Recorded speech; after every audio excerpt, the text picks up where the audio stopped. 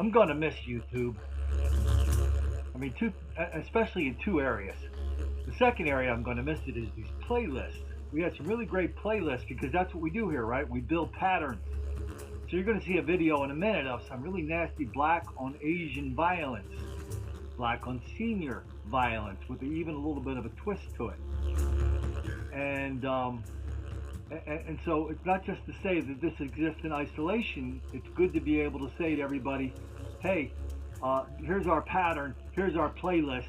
Don't try to deny. You can deny this one video, but you can't deny a playlist of hundreds and hundreds of examples.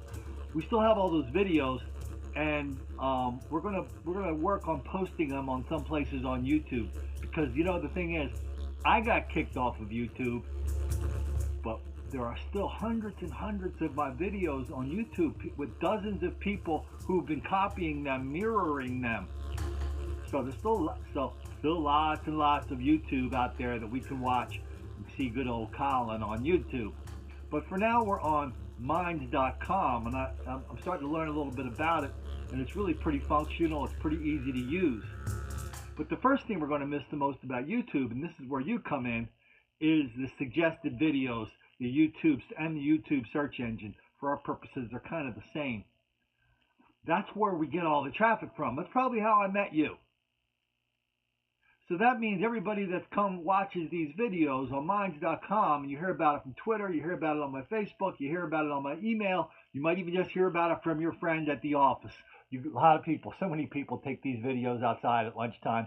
Everybody's huddled around the little phone going, look at that. Look what that dude Colin says. He's speaking very plainly about this BS. And so if I had my druthers, we'd be on YouTube, still soaking up the millions of views we were getting from the search engine and the suggested videos. That's not part of our world anymore. We're going to be on here, Minds.com. I'm also going to do more posting on Facebook. I'm also going to put some more videos over ColinFlaherty.com. But let's get back down to the business at hand. Here's a video out of LA, which is kind of perfect when you think about it.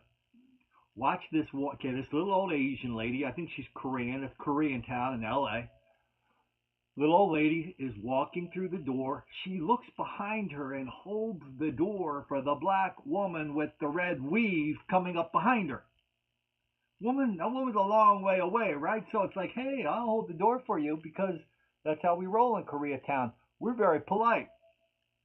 Gets through the door, takes 2 or 3 steps. All of a sudden, she is a victim of an ambush attack from this person that came in behind her.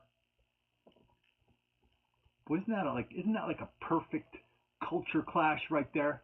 We have these Asians that are hardworking and polite and deferential, and then we got one of the lovely ladies coming up behind her and totally taking advantage of her kindness, totally taking advantage of her age and weakness to push her over. That woman's in her 70s.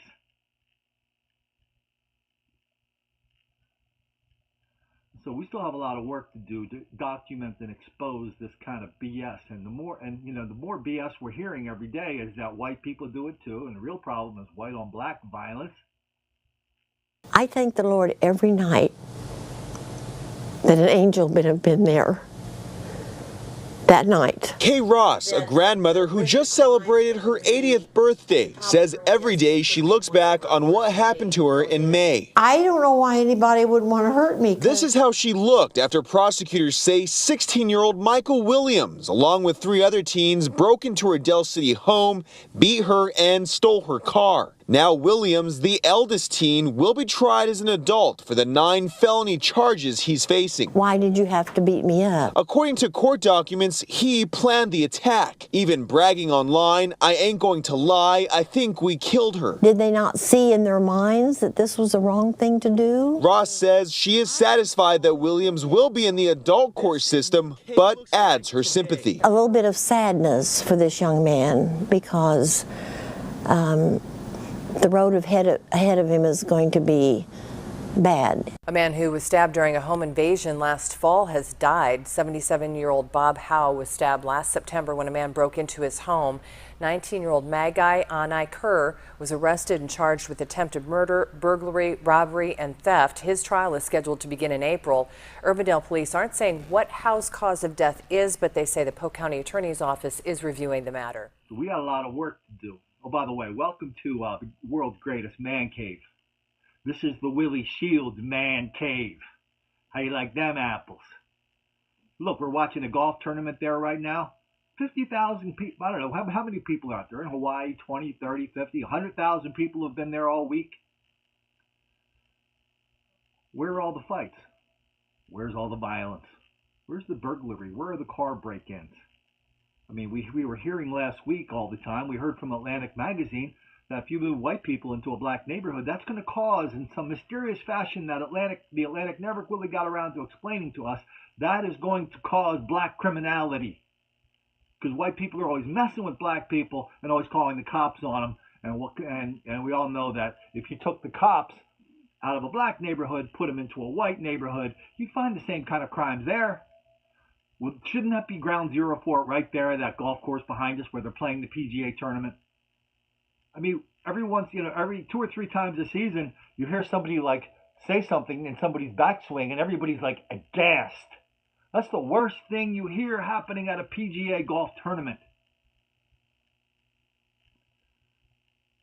Okay, so we've got work to do, and that means I've got work to do. I'm going to do more work on my end, promoting the page with articles, maybe more radio interviews. I'm going to do, we're cranking up our podcast again too, by the way, that we're going to make kind of a big deal out of that. There'll be a store.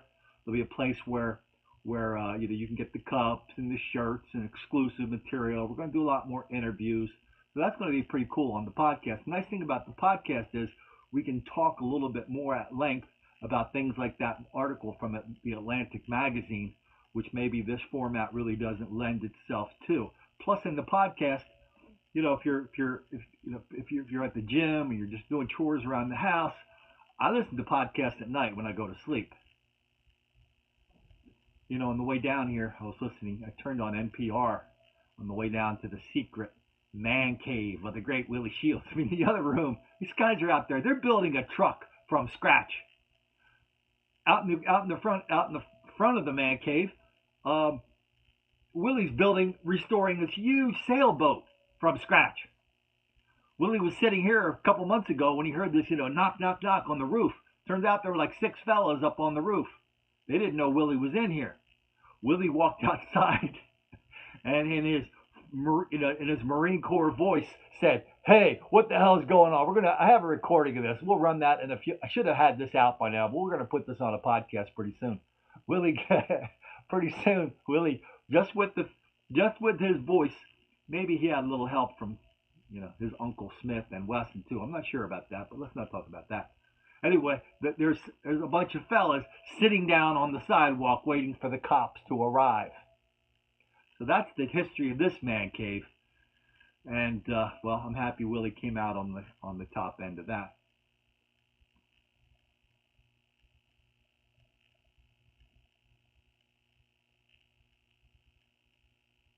So I'm glad you're with me over here at Minds.com.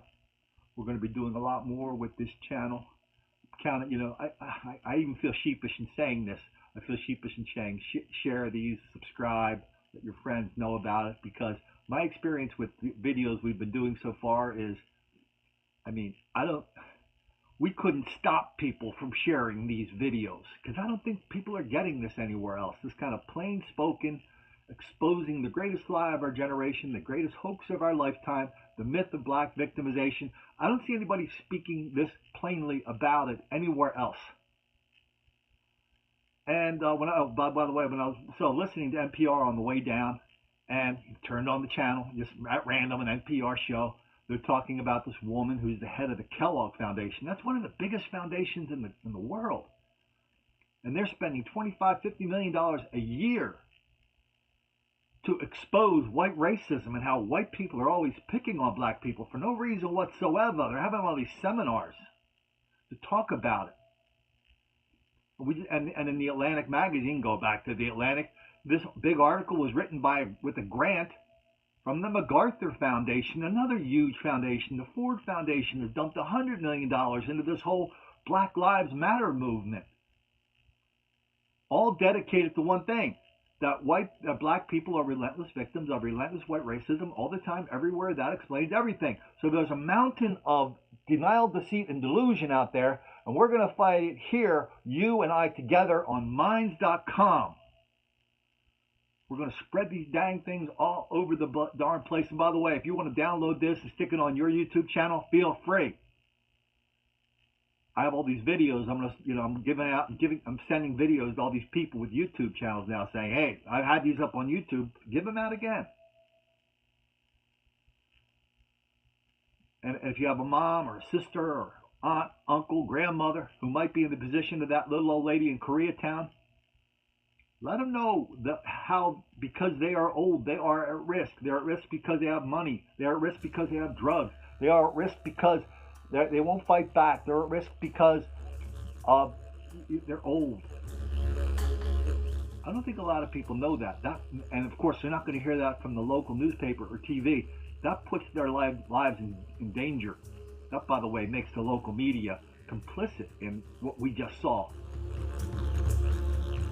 So we're going to keep telling our stories, you and I together. Thanks for all your support. Yeah, it's amazing how generous people are. As soon as I got kicked off YouTube, and we didn't stop. We kept putting stuff right on Facebook, right?